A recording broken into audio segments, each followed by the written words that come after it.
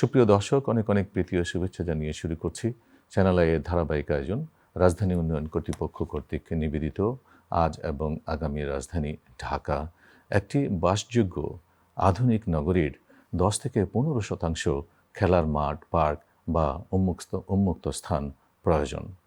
কিন্তু আমাদের প্রিয় রাজধানী ঢাকার এই চিত্রটি অত্যন্ত উদ্বেগজনক। রাজধানীর এ ধরনের পার্ক, খেলার মাঠ এবং উন্মুক্ত স্থান বাস্তবায়ন যেমন জটিলতা রয়েছে, এর চেয়ে বেশি কঠিন কাজটি রয়েছে এই সমস্ত বাস্তবায়ন পরবর্তী মাঠ, পার্ক এবং উন্মুক্ত স্থানের পরিচর্যা অথবা রক্ষণাবেক্ষণ। শুধুমাত্র সরকারি প্রতিষ্ঠান রাজুক বা অন্যান্য সংস্থার পক্ষে কি এ ধরনের পার্ক, মাঠ এবং উন্মুক্ত স্থানের রক্ষণাবেক্ষণ পরিচর্যা করা কি সম্ভব? নাকি আমাদের যে সমস্ত কমিউনিটি রয়েছে, আমাদের স্টেক হোল্ডার যারা রয়েছেন, নগরবাসী যারা রয়েছেন এবং বেসরকারি প্রতিষ্ঠানের যারা রয়েছেন, তাদেরকে সম্পৃক্ত করা প্রয়োজন। এই সকল বিষয় নিয়ে আলোচনার জন্য আজকের আলোচনার বিষয় নির্ধারণ করা হচ্ছে রাজধানী ঢাকার খেলার মাঠ, পার্ক ও উন্মুক্ত স্থান বাস্তবায়ন এবং বাস্তবায়ন পরবর্তী রক্ষণাবেক্ষণ এবং পরিচর্যার জন্য বেসরকারি প্রতিষ্ঠান, সোসাইটি অথবা কমিউনিটিদের অংশগ্রহণের ভূমিকা রাখা কতটুকু প্রয়োজন সে বিষয় নিয়ে আমরা আলোচনা করব। আজকের এই বিষয়ে আলোচনার জন্য আমাদের স্টুডিওতে উপস্থিত রয়েছেন সুপ্রিম কোর্টের সিনিয়র আইনজীবী ব্যারিস্টার ওমর সাদাত এবং একই সাথে উনি গুলশান সোসাইটির সভাপতি। আসসালামু আলাইকুম। আমাদের সাথে সহ আলোচক হিসেবে উপস্থিত রয়েছেন রাজধানী উন্নয়ন কর্তৃপক্ষের উপনগর পরিকল্পনাবিদ জনাব মোহাম্মদ মুস্তাফিজুর রহমান।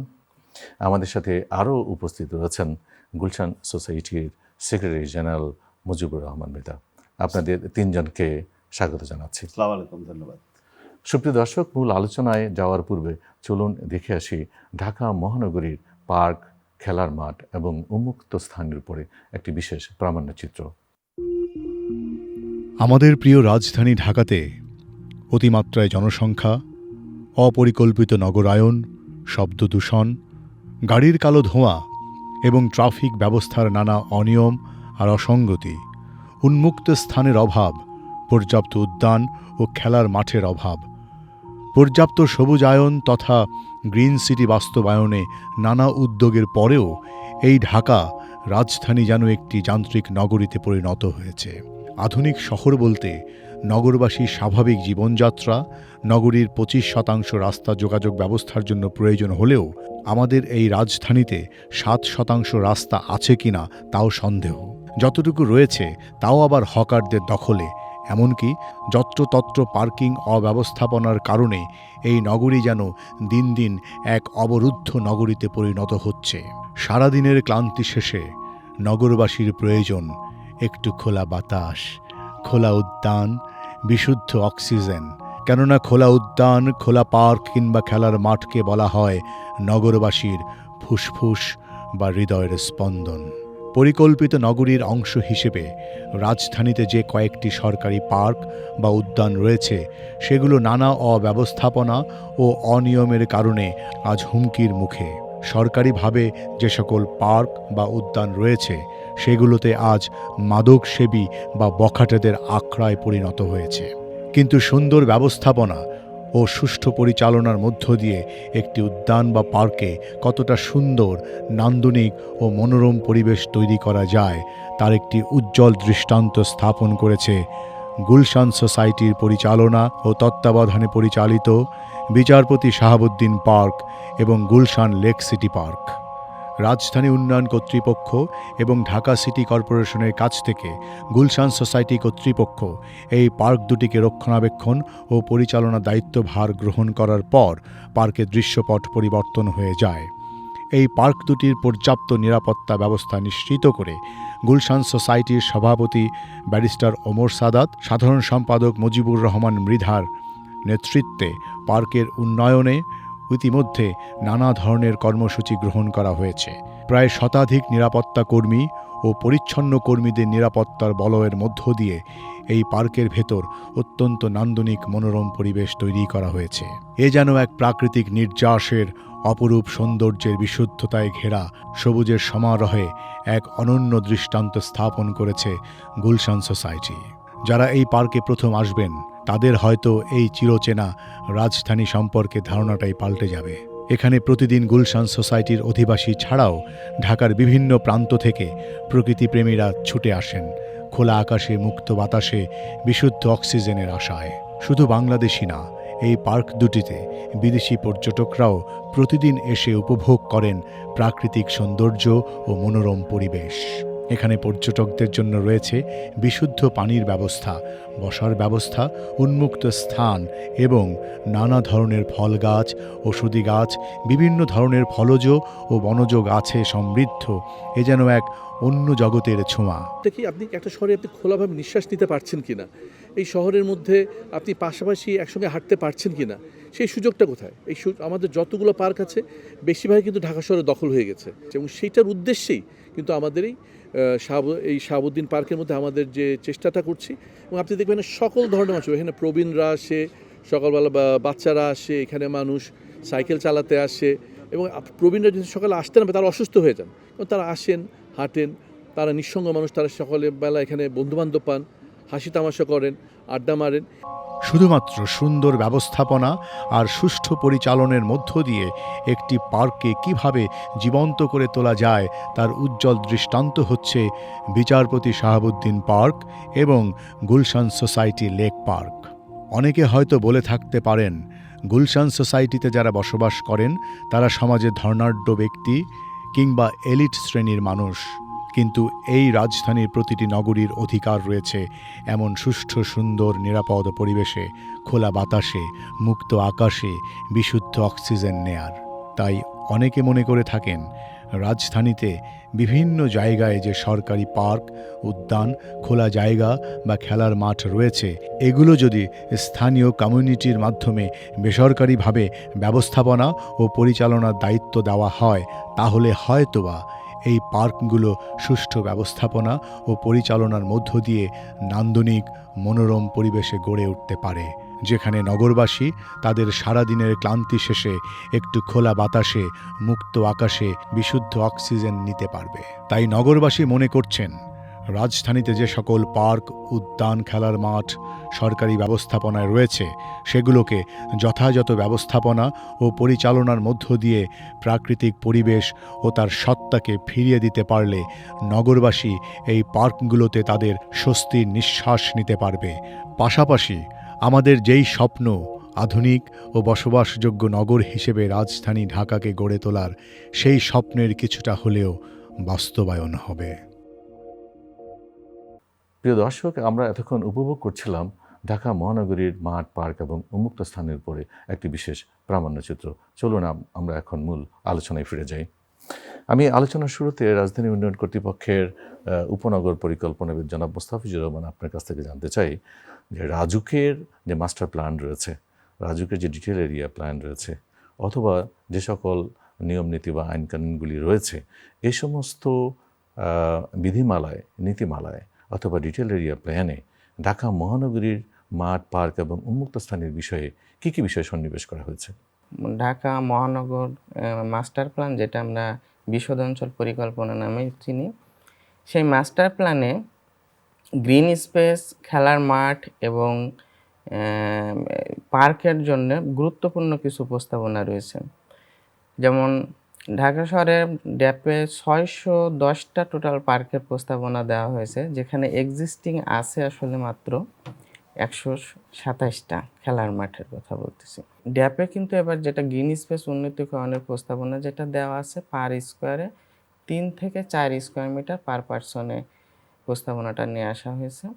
যেটা আমরা যদি জানি, প্রথম যে মাস্টার প্ল্যান ছিল রাজুকে ডিআইটি পিরিয়ডে 1959-এ, সেখানে কিন্তু 10.88 স্কোয়ার মিটারের প্রস্তাবনা ছিল। কিন্তু এটা আসলে সময়ের সাথে সাথে বা ঢাকা শহরের গ্রোথের সাথে সাথে কিন্তু এই স্ট্যান্ডার্ডগুলো একটু হলেও কমে এসেছে। কিন্তু আমরা অন্য ফর্মে এই গ্রিন স্পেসটাকে আরও বেশি উন্নতিকরণের কথা বলতেছি। সে ফর্মগুলো হচ্ছে, যেমন বিএনবিসি আমাদেরকে বলতেছে 30% অ্যাটলিস্ট ওপেন রাখতে হবে, যে কোনো প্লটে সোকেবল রাখতে হবে, এবং সেখানে আমরা গ্রিন বা ভেজিটেশন করতে পারবো। ঠিক একইভাবে আমাদের রাজুকে যে বিধিমালা আছে, বিধিমালাতেও কিন্তু এটাকে প্রিজারভেশনের জন্য বলা হয়েছে।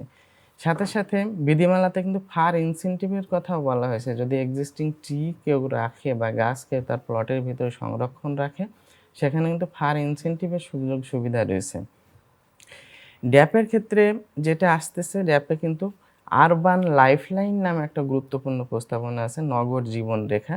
সেখানে প্রায় 541 কিলোমিটার যেটা ওয়াটার লাইন আছে বা লেক বা ক্যানেলগুলো আছে, এখানে নগর জীবনরেখার প্রস্তাবনা রাখা আছে। যে জায়গাটাকে আমরা বলি আসলে নতুন যে টার্ম আছে আর ব্লু গ্রিন স্পেস, এই হিসাবে এটাকে ডেভেলপ করতে হবে। সেখানে ওয়াটার বডি থাকবে, দুই পাশে গাছপালা থাকবে, হয়তো সিটিং প্লেস থাকতে পারে, যেটা অনেকটা আমরা উদাহরণ হিসাবে এখন দেখতে পারি যে হাতির ঝিল লেক যেটা হয়েছে সেই আদলে। কিছু এভিনিউ রোডকে আমরা নগর জীবন রেখার আদলে এখানে উন্নতিকরণের কথা আমরা এখানে প্রস্তাবনা আছে। আরেকটা যেটা গুরুত্বপূর্ণ আছে, সেটা আমরা এখন ব্লক ভিত্তিক ডেভেলপমেন্টকে এখন এনকারেজ করতেছি। কেন করতেছি? ব্লক ভিত্তিক ডেভেলপমেন্টে এখানে 40% শোকেবল রাখতে বলা হচ্ছে এবং 20% ল্যান্ড অ্যাটলিস্ট এক জায়গায় রেখে একটা খেলার মাঠ বা পকেট ল্যান্ড এখানে ডেভেলপ করার মতো সুযোগ এখানে রয়েছে। আর জলবায়ু নিয়ন্ত্রণে কিন্তু এই গ্রিন স্পেস এবং পার্কের বেশ গুরুত্বপূর্ণ ভূমিকা আছে।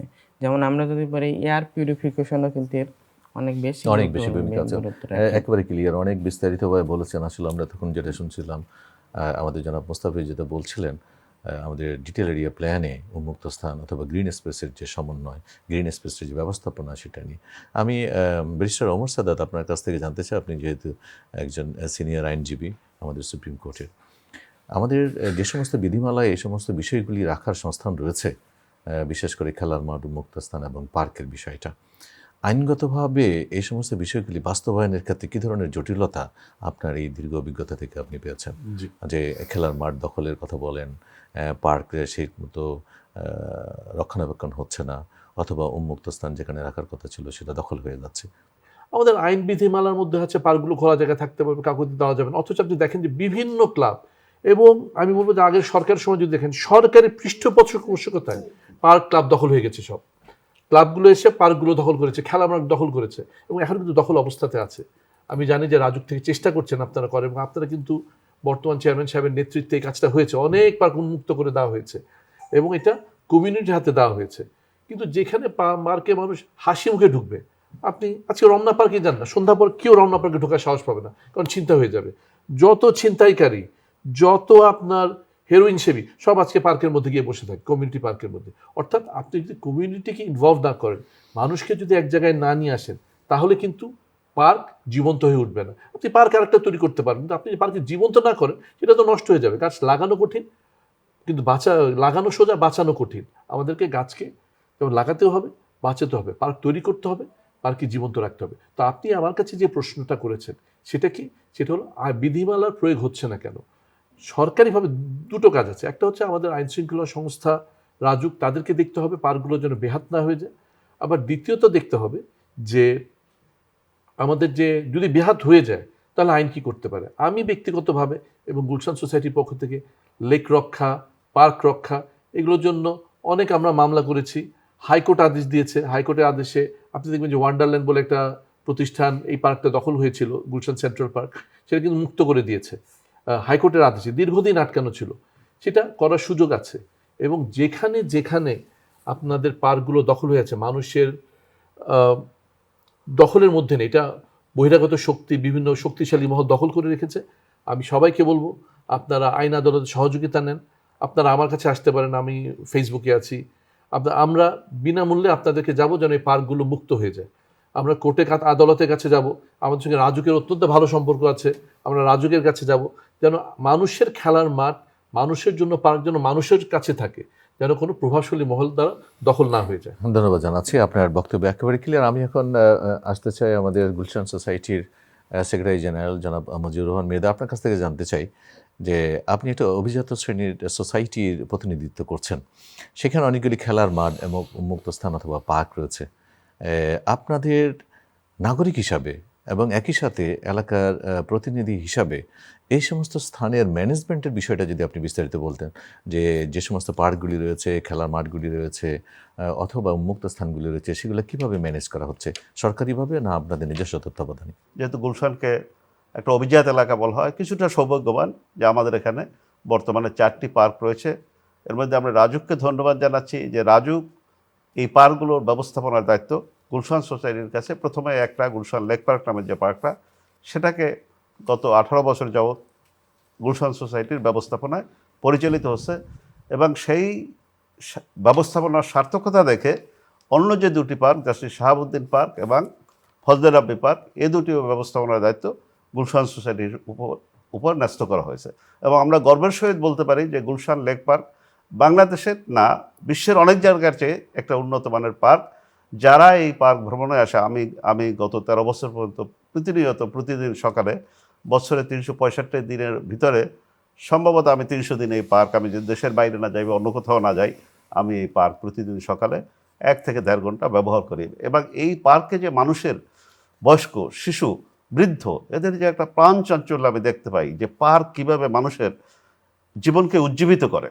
অনেক লোকের কাছ থেকে আমি এই পার্ক তাকে কীভাবে উজ্জীবিত করে, একজন বয়স্ক লোক আমাকে বলে, আমি আমার জীবনকে এই পার্ক বাঁচিয়ে রাখছি, এই পার্ক না থাকলে হয়তো আমি এতদিনে মরে যেতাম। কাজেই আমরা এর থেকে বুঝতে পারি যে একটা ওপেন স্পেস বা একটা পার্ক, একটা গ্রিনারি মানুষের জীবনে কত প্রয়োজন। কিন্তু আমার ঢাকা শহরে অত্যন্ত দুঃখের বিষয় যে এটা নাই। যতটুকু ছিল, আপনার ইতিপূর্বে আপনার রাজুকের ডেপুটি চিফ প্ল্যানার মোস্তাফিজ সাহেব বলেছেন যে বেদখল, এটাও একটা গুরুত্বপূর্ণ বিষয়।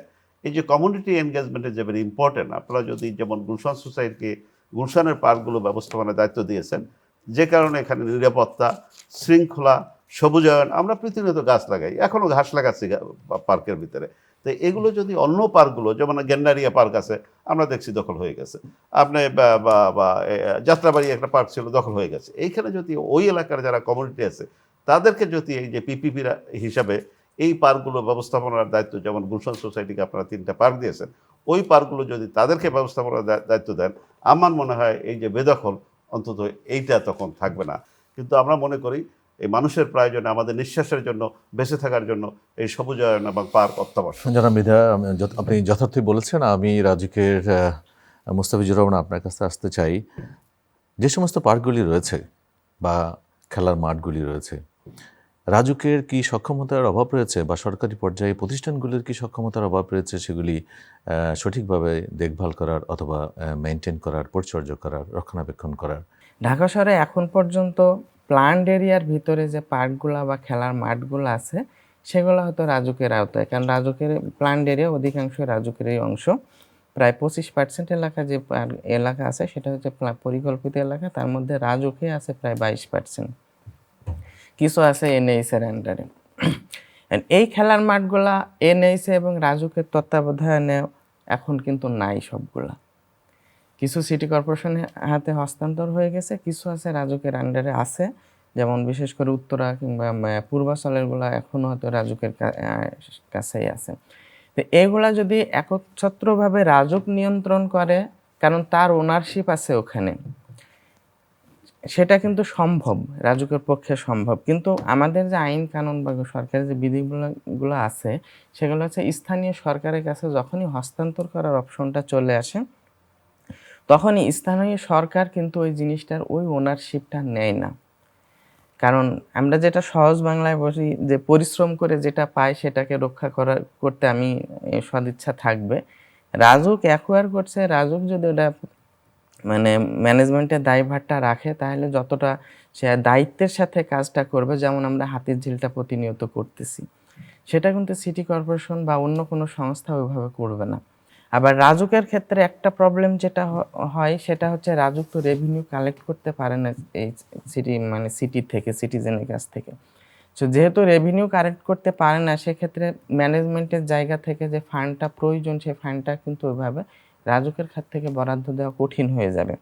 আজকে আমার পার্ক যারা দখল করলো তার কাছ থেকে কোনো আমি টাকা পয়সা নিতে পারতেছি না, কিন্তু আবার গভর্নমেন্টকে যে আবার ওটা উচ্ছেদ করা লাগতেছে, এবং এর বিনিময়ে যে খরচটা হয় সেই খরচটাও কিন্তু সরকারকে দিতে হচ্ছে। তো অন্যান্য দেশের যে মডেলটা সেটা হচ্ছে তারা কিন্তু হোল্ডিং ট্যাক্সের উপরে একটা ট্যাক্স, এনভায়রনমেন্টাল কনজারভেশন ট্যাক্স বা গ্রিন ফান্ড নামে একটা কিন্তু ফান্ড তারা চালু রাখে, যে অতিরিক্ত এই ফান্ডটা নিলে ওইটা গভর্নমেন্টের একটা নির্দিষ্ট ট্রেজারিতে জমা হয়, এই টাকাটা শুধুমাত্র এই গ্রিন স্পেস বা পার্ক ডেভেলপমেন্টের কাজেই ব্যয় হবে। তো সেক্ষেত্রে আমাদের যেমনটি হয়, আমরা প্রতিনিয়ত হয়তো এই যে জলাধার সংরক্ষণের আইন অনুসারে আমরা উচ্ছেদ করতেছি বালি ভরাটের কাজে, আমরা যেগুলো বিল্ডিংগুলো অবৈধ বিল্ডিংয়ের অবৈধ অংশ আমরা উচ্ছেদ করতেছি, কারণ তার ওখানে সোকেবল থাকার কথা ছিল কিংবা গ্রিন স্পেস থাকার কথা ছিল, এগুলো উচ্ছেদ করতেছি, সেখানে জরিমানা করতেছি।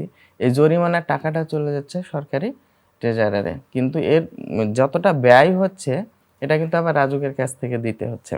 তো ওই ফান্ডটা যদি সরকারি ট্রেজারারে না যেয়ে যদি আমাদের গ্রিন ফান্ডে দেওয়া যেত, এই ধরনের কোনো একটা ফান্ড যদি সরকারের থাকতো, ওই গ্রিন ফান্ডে টাকাটা জমা হলে এই পার্ক ডেভেলপমেন্ট থেকে শুরু করে ম্যানেজমেন্ট বা এই ধরনের কাজগুলো করা সরকারি প্রতিষ্ঠানের ক্ষেত্রে অনেক বেশি হ্যাঁ, বুঝতে সুবিধা পেরেছি হতো।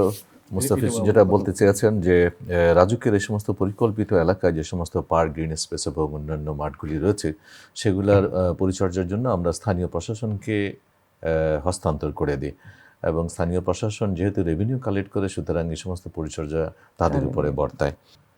ব্যারিস্টার ওমর সাদাত, আপনার কাছে ফিরে আসি। আপনারা গুলশানের যে সমস্ত পার্কগুলি রয়েছে সবগুলো পার্ক কি আপনারা মেনটেন করছেন? আবার রাজুকের সাথে আপনাদের কি ধরনের চুক্তি রয়েছে যে এই সমস্ত পরিচর্যার ক্ষেত্রে বা রক্ষণাবেক্ষণের ক্ষেত্রে? জি, রাজুক আমাদেরকে একদম স্পষ্টভাবে বলে দিয়েছে যে এই পার্কের মধ্যে আমরা কোনো ধরনের বাণিজ্যিকীকরণ করতে পারবো না, এবং আমাদের গত 18 বছর ধরে আমরা কিন্তু পার্কগুলো ম্যানেজ করে এসেছি। আমরা কখনো, যেহেতু এটা সোসাইটি হাতে, এটা কিন্তু কোনো ক্লাবের হাতে না, এই সোসাইটির মেম্বার কারা, যারা গুলশানবাসী যারা আছেন, আপনি যদি আমাদের পার্ক ম্যানেজমেন্ট কমিটিতে থাকেন দেখবেন যে বিভিন্ন কমিটি, বিভিন্ন কোম্পানির এমডি, বিভিন্ন সেক্রেটারি সাহেবরা যারা আছেন, রিটায়ার্ড সেক্রেটারি সাহেবরা, সিটিং সেক্রেটারি জেনারেল সাহেবরা, সবাই সম্মিলিতভাবে এলাকাবাসীর এই পার্কগুলো ম্যানেজ করেন। এটা কিন্তু আমি গুলশান সোসাইটির সভাপতি হিসাবে আমি যা বলবো তা কিন্তু হয় না। প্রত্যেকটা পার্কের জন্য রাজুকের থেকে আমরা অনুমতি নিয়ে পার্ক কমিটি করি, এবং যারা এলাকাবাসী, যারা পার্ক ব্যবহারকারী, তারা এই কমিটিগুলো তে থাকেন এবং পার্কগুলো তারা ম্যানেজমেন্ট করেন। এখন এই পার্কগুলো খরচ কি রাজুক দেয়? আমরা গুলশান সোসাইটি সেই টাকা নিয়ে খরচ করি না। রাজুক যখন আমাদেরকে ম্যানেজমেন্টটা দেয় তখন তারা কিন্তু আমাদের বলে দেয় যে এই পার্কের রক্ষণাবেক্ষণ থেকে শুরু করে পরিচ্ছন্নতা, গাছ লাগানো, ইলেকট্রিসিটি, পানি, সমস্ত খরচ আমরা দিই। এই খরচটা আমরা কোথা থেকে পাই?